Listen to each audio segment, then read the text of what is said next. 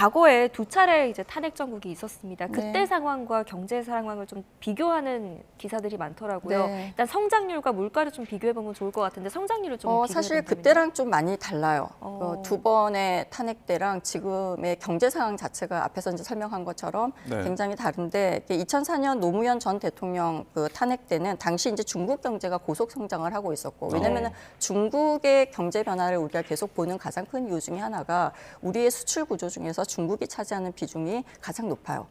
네, 그래서 중국 경제가 좀 고속 성장하거나 좋아지면 우리가 수출 비중이 커지면서 이게 좀 GDP 성장률이나 이런 게 좋아지는데 중국 경제가 굉장히 둔화되거나 이렇게 되면 우리가 영향을 좀 많이 받게 되거든요. 그래서 그 당시로는 중국 경제가 고속 성장이었고 또 글로벌 경제도 굉장히 호황기였어요.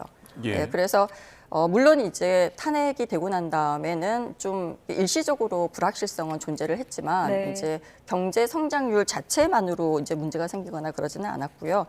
2017년 박근혜 전 대통령 탄핵 때는 사실 반도체 산업이 굉장히 강세를 보이고 있었고 또 글로벌 IT 호황기였기 때문에 사실 특별히 이제 초기에 좀 영향을 받긴 했지만 그 다음에는 좀 괜찮았었고 사실 박근혜 전 대통령 탄핵 때가 2016년 12월 우리가 9일로 알고 있는데요.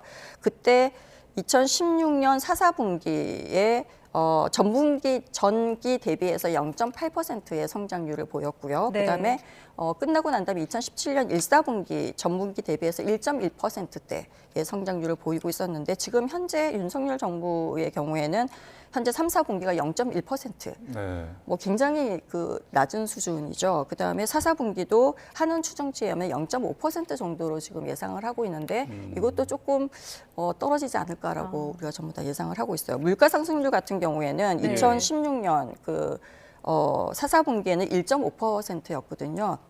이게 2017년 1, 4분기에는 1.1%, 그러니까 물가 상승률도 굉장히 낮은 상태였어요. 그래서 예. 사실은 한국은행이 뭐 예를 들면은 탄핵 그 이후의 불확실성을 제거하기 위해서 좀 완화적인 통화 정책을 쓴다든가 이런 거가 물가에 크게 부담이 가지 않는 상황이었고요. 예. 네. 근데 윤석열 정부 때는 지금 2.1% 그리고 4, 4분기를 지금 한국은행이 1.6%로 예상하고 있는데 예. 환율이 지금 굉장히 많이 오르고 있잖아요. 네. 환율이 굉장히 많이 오르면 이게 물가에 좀 상승 압력으로 작용을 하거든요. 그래서 아마 조금 더 올라가지 않을까라고 생각을 하고 있습니다. 그래서 예.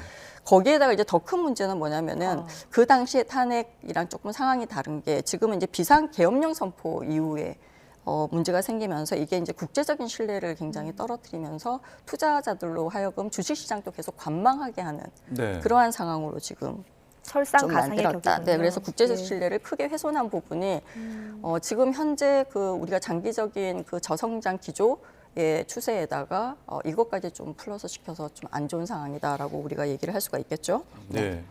또 비교할 부분을 보면은 아까 뭐 잠깐 언급해 주셨지만 이제 환율 흐름 자체가 또 어땠는지 궁금한데요. 네, 2016년 12월에 사실 박근혜 대통령에 대한 탄핵 소추안이 발의되고 국회에서 가결되면서 원달러 환율이 단기적으로는 약 52원, 그러니까 2016년 12월 9일 매매 기준으로 보면은 1,165.50을 기록했어요. 근데 네. 이제 이때는 1,100원대잖아요. 그래서 네. 물론 환율의 변동성은 당연히 나타났지만 이후에 이제 헌법재판소에서 탄핵 인용 결정이 되면서 불확실성이 해소되고 환율은 다시 안정되는 그러한 추세를 보였는데요.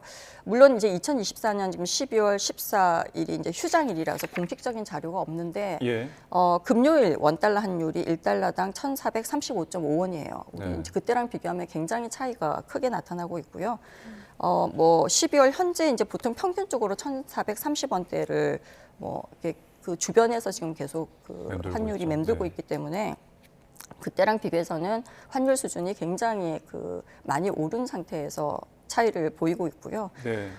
이게 이제 문제는 뭐냐면은 그 탄핵 때문에 이 환율이 많이 올랐다라고도 변동성이 커진 거죠. 단기 네. 불확실성 때문에. 근데 1,400원대까지 간 거는 사실은 최근에 이제 불확실성뿐만 아니고 그다음에 글로벌 경제 상황이라던가 아까 처음에 얘기했던 그 무역 환경이라던가 예. 그다음에 이제 경제 그 저성장 기조 뭐 이러한 부분에 그 다양한 요인들이 지금 복합적으로 작용해서 이미 환율이 높은 상태에서 이제 예. 이 변동성이 더 커지고 있는 그러한 상황을 보이고 있다라고 설명을 할 수가 있겠습니다. 네.